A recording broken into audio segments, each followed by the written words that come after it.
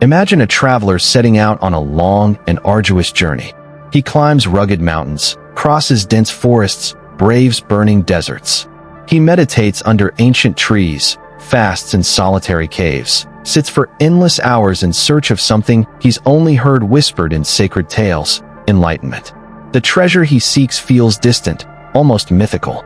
He believes it lies somewhere just beyond his reach, hidden, perhaps, atop some silent peak or deep within some forgotten monastery. And so he keeps moving, always one more step, one more technique, one more teacher away from the promise of awakening. But pause for a moment. Who first told him that enlightenment was missing? Who planted the idea that it was something he had to find?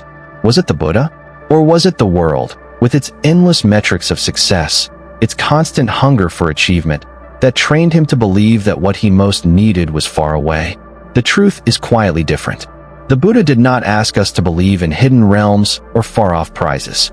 He invited us to see, clearly, directly, without the dust of expectation clouding our vision. He pointed to a reality so close, so immediate, that the mind obsessed with searching inevitably overlooks it. What if the very act of seeking is what hides enlightenment from view? What if the running, the striving, the endless asking, are the veils that obscure what has never been absent? Perhaps what we are yearning for is not behind the next mountain, nor beneath the next meditation technique. Perhaps it is humming silently at the center of this very moment, waiting not to be earned, but simply to be noticed. Today, we step gently into this mystery, not by rushing to grasp another concept or achieving a new spiritual milestone, but by pausing, by questioning the assumption that we are incomplete, by opening the eyes that have been searching outward for so long and daring to look inward. Because maybe, just maybe, the treasure was never hidden. Maybe what you are seeking has been here all along, quietly whispering beneath the noise of becoming, patiently waiting in the stillness you carry within your own being. Chapter 1. Enlightenment is not a prize. From the moment we take our first steps into the world, we are taught a simple formula. Work hard, and you will be rewarded. Study, and you will achieve success. Push yourself, and you will earn your place. This conditioning runs so deep that it becomes the lens through which we view everything, even the most sacred things. When we turn toward the spiritual path, we often carry this same mindset without realizing it. We imagine enlightenment as the ultimate prize, the shining medal awarded only after years or lifetimes of grueling inner labor. We believe that if we just practice enough, meditate long enough, renounce enough, suffer enough, then perhaps, one day, we will be deemed worthy of awakening. But the Buddha pointed to something far more profound and far more compassionate. He saw that the very craving to attain enlightenment was itself a subtle form of suffering. The reaching, the grasping, the tightening inside. It doesn't matter if it's directed at money or at nirvana. The movement is the same. In the Samyutta Nikaya, the Buddha reminds us, craving is the root of suffering. Even when the object of our craving appears noble, the energy of grasping binds us. We tighten the very knot we seek to untie.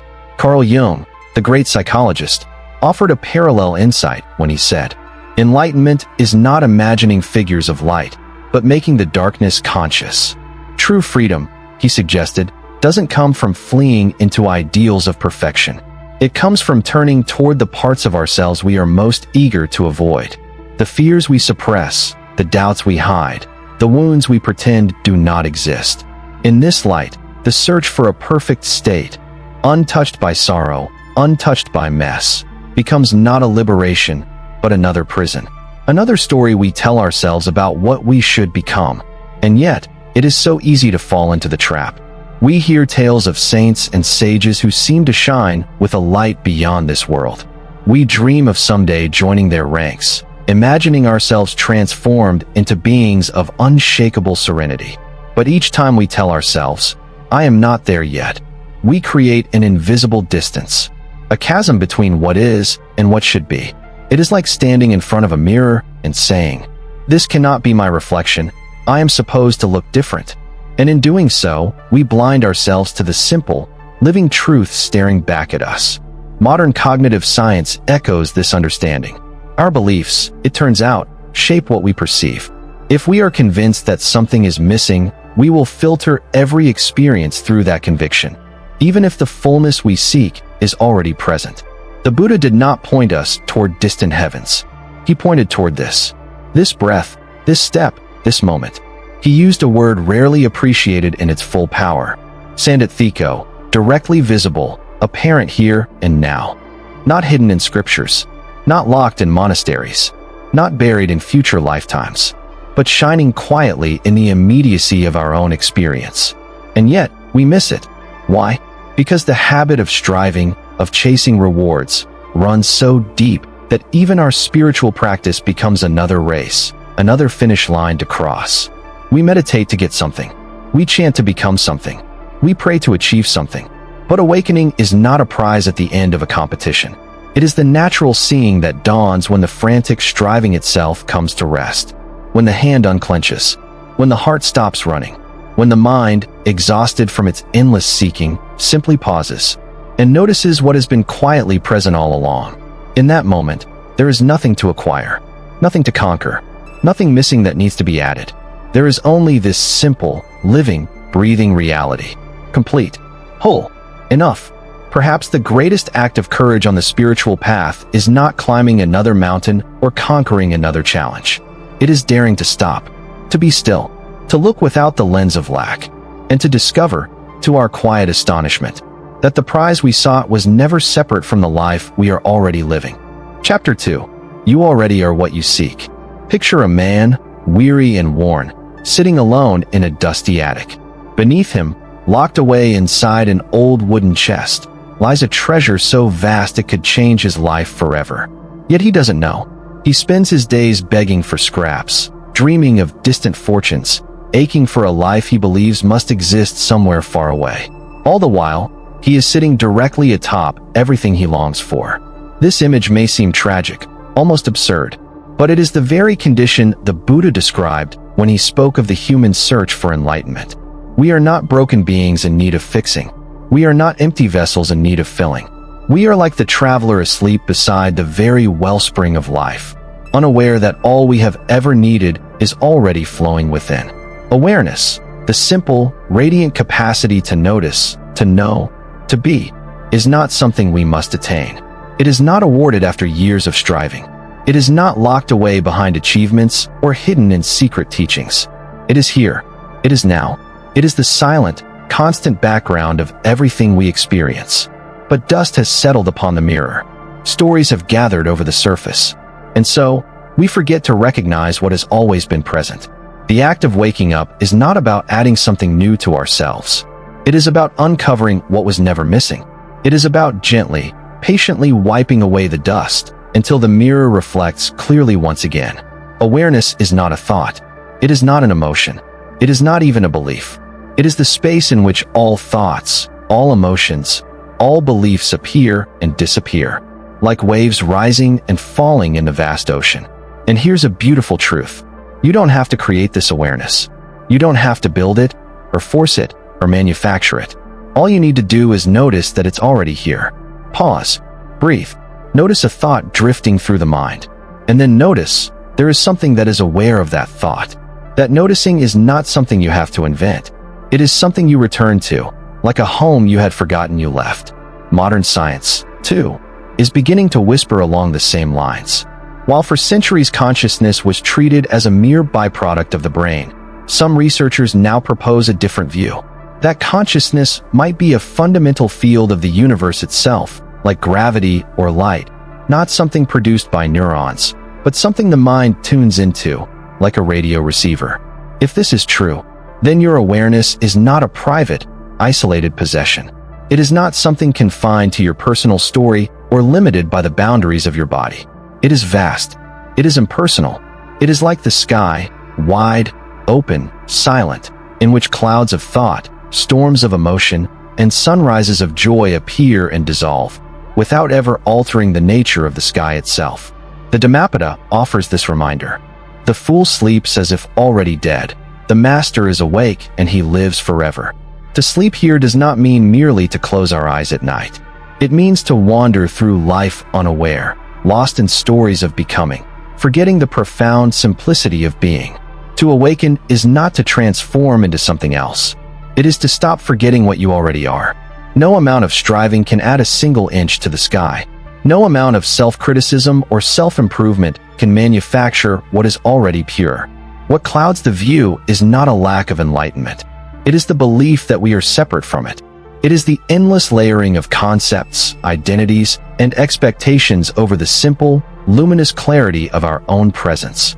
When we seek outside ourselves, in books, teachers, pilgrimages, we often look past the most obvious truth, that the seeing itself, the capacity to wonder, to yearn, to question, is already an expression of awareness. And it is available now, not later, not after more effort. Now, the more we chase after awareness as an object, the further it seems to retreat. But when we pause, truly pause, and let go of the chase, we find that it has been quietly here all along, closer than our breath, closer than our heartbeat. You do not need to run to the far ends of the earth. You do not need to ascend to celestial heights. You do not even need to be perfect, or pure, or peaceful first. You simply need to stop and notice. The gold is beneath you. The mirror still shines. The sky is still open. And the awareness you seek is not a distant destination. It is the very ground beneath your feet. You already are what you seek. You always have been. The only question is, will you dare to stop running long enough to see it? Chapter 3. The idea of becoming enlightened is the obstacle. When we first step onto the spiritual path, it often feels like a great awakening. We think we have left behind the chase for wealth, fame, and status. We tell ourselves that now we seek something purer, truth, awakening, freedom. But if we look carefully, we may notice something subtle and unsettling. The very same energy that once craved worldly success is now fueling the quest for enlightenment. The same sense of "I must achieve" lingers beneath the surface. Only now it wears a spiritual disguise. The Buddha, with his profound gentleness, pointed exactly to this. He taught that even the thought, "I will become enlightened," is still entangled with self-clinging. It is still centered around an I, a self that imagines it must improve, evolve, conquer, transcend. As long as we are grasping at any identity, even the identity of a spiritual seeker, we are entangled. We are spinning the wheel of becoming, and suffering continues. There is a famous story about a monk named Sati.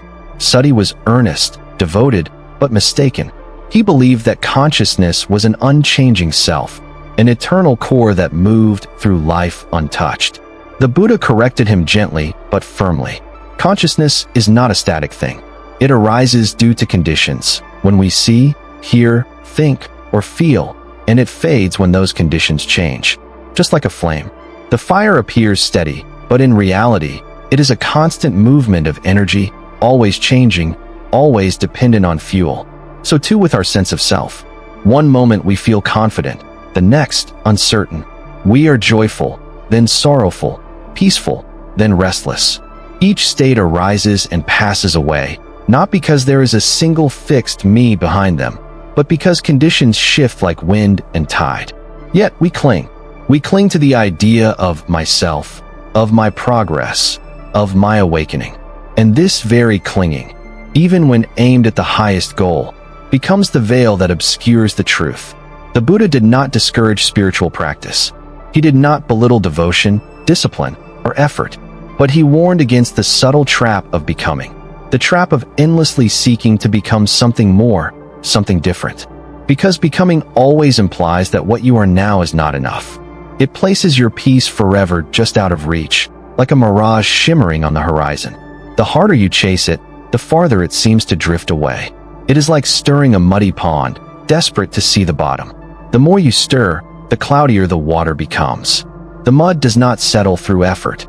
It settles through stillness. And so too with the mind. Meditation, true meditation, is not an act of forcing the mind into clarity. It is the courageous practice of ceasing to interfere. It is the trust that, in stillness, clarity will naturally reveal itself. When we stop stirring, when we stop chasing, the mud settles, the water's clear, the truth becomes visible. This is why the most profound moments of awakening often arrive not through achieving something new, but through letting go of something old, letting go of the endless project of self-improvement. letting go of the need to fix or perfect, letting go even of the dream of becoming enlightened. In that letting go, something astonishing happens. We see that the peace, the freedom, the clarity we sought were never missing. They were simply hidden beneath the endless activity of seeking. True awakening is not the acquisition of a new self. It is the disappearance of the one who thought there was something wrong with who you already are. It is the ending of the chase. It is the realization that there is no finish line to cross, no mountain to conquer, no prize to earn. There is only this breath, this moment, this life. Already complete, already sacred. And the journey, it turns out, was not about getting somewhere else. It was about remembering where you always were. So if you find yourself yearning for enlightenment, straining towards some imagined perfection, pause for a moment. Ask gently, what am I holding on to? What idea of myself am I unwilling to release? Because the tighter we cling, even to the most beautiful dreams, the harder it is to see the simple, luminous truth shining quietly in the here and now. The truth that you are not a flawed being struggling toward completion. You are the sky itself, vast, unbound, unbroken, in which all experiences come and go. And the sky has never needed to become the sky. It simply is, just as you are. Chapter 4. Awakening means seeing, not getting. When people first hear of enlightenment, many imagine it as a thunderclap, a grand explosion of light that forever transforms their being. They picture a moment so powerful that it sweeps away all suffering in an instant, leaving behind only bliss and peace. But real awakening rarely comes with such dramatic fanfare. More often, it arrives so quietly, so gently, that it is almost missed. Because awakening is not something you get, it is something you see. It is not a prize handed to you for effort. It is not a badge you earn after completing spiritual training. It is the simple recognition of what has been here all along, quietly hidden behind the layers of striving and expectation. Zen Master Dogen once said, "Practice is enlightenment." At first glance, these words seem puzzling. Aren't practice and enlightenment separate? One the means, the other the end? But Dogen's wisdom points to something far deeper. The separation between practice and enlightenment is an illusion. The act of sitting quietly, the act of breathing with full attention, the act of meeting each moment without resistance. These are not steps toward awakening. They are awakening unfolding itself. You don't need to wait for some explosive revelation. You don't need to wait for the perfect moment when the sky parts and angels sing. Every moment you truly see, without rushing, without reaching, without demanding, you are tasting the flavor of awakening. Imagine standing in a forest. If you are busy labeling the trees, oak, pine, maple, you see only your concepts. But if you simply look, without the clutter of thought, you encounter a miracle. The vibrant aliveness of the leaves, the quiet strength of the trunks, the endless dance of light and shadow. Nothing has changed in the forest. What changes is your way of seeing. Likewise, awakening is not about creating a new world. It is about meeting the world as it is, with fresh, open eyes. One day, after years of striving, you might find yourself sitting quietly, watching a bird perch on a fence. And for a brief, unspectacular moment, you are simply there. No commentary, no grasping, no judgment. Just presence. And in that ordinariness, something extraordinary reveals itself. There was never anything missing. There was never anything broken. Life has always been complete, exactly as it is. This is why real awakening feels so natural, so humble. It doesn't elevate you above life. It drops you deeper into it. You do not become superhuman. You become fully, tenderly human, with all your flaws, your sorrows, your joys, your uncertainties. You no longer need life to conform to your desires. You no longer need every feeling to be pleasant, every moment to be easy. You simply allow what is to be what it is. And in that allowing, there is a spaciousness, a freedom, a kindness beyond anything the mind could have manufactured. It is not spectacular. It is not dramatic. It is infinitely ordinary and infinitely precious. Imagine for a moment a muddy pond. At first, the water is stirred up, cloudy, restless. But if you stop stirring, if you let the pond be, something magical happens. The mud sinks. The water clears. You don't have to fight the mud. You don't have to force the water to be pure. You simply need to stop interfering. So too with your mind. Clarity is not something you achieve by effort. It is something that emerges when the compulsive striving stops. The sun does not need to be created. It is always shining, even behind the clouds. Awakening, likewise, is not the manufacture of light. It is the quiet recognition that the light was never gone, only hidden for a time. This is why the Buddha taught, the path is not about reaching for a distant future. It is about realizing the timeless truth available right now. It's not about improving yourself into worthiness. It's about remembering that worthiness was never missing. It's not about escaping your humanity. It's about entering it fully, lovingly, without fear. And so practice is not a grim labor towards some glittering endpoint. It is a continuous softening, a continuous opening, a continuous remembering. Each time you sit in meditation, not to become someone else, but to meet yourself as you are. That is awakening. Each time you feel sadness arise and you do not push it away. That is awakening. Each time you notice a thought and simply notice without getting entangled. That is awakening. You are not preparing for life to begin someday. You are already in the middle of it. You are not preparing for awakening to arrive someday. You are already breathing within it. The sacred is not far. It is as close as the next breath you are about to take. When you stop chasing, stop reaching, stop becoming, you find that you are already held, already here, already whole, not through grand achievement, not through dramatic transformation, but through the gentle, radical act of seeing clearly and letting this moment, just as it is, be enough. After all the questions, after all the journeys, after all the searching, what does it truly mean to awaken? It is not about becoming some perfect, untouchable being who floats above life's storms. It is not about achieving a state where sorrow never visits or anger never arises. It is not about being special or better or somehow separate from the messy wonder of being human. Awakening is something far simpler and far more profound. It is about seeing clearly, seeing life as it is, without the filters of craving, fear, or the endless narrative of me. It is about realizing that everything comes and goes, thoughts, emotions, sensations, people, entire worlds. Nothing clings, nothing stays, nothing defines you. The self you thought you were, the collection of memories, hopes, fears, achievements, is not a solid entity. It is a flowing process, a river always in motion. And when you truly see this, not just as an idea, but as a living truth, something shifts. You stop needing the world to conform to your wishes. You stop needing yourself to be different from what you are. You stop struggling to become someone else, and instead, you finally arrive.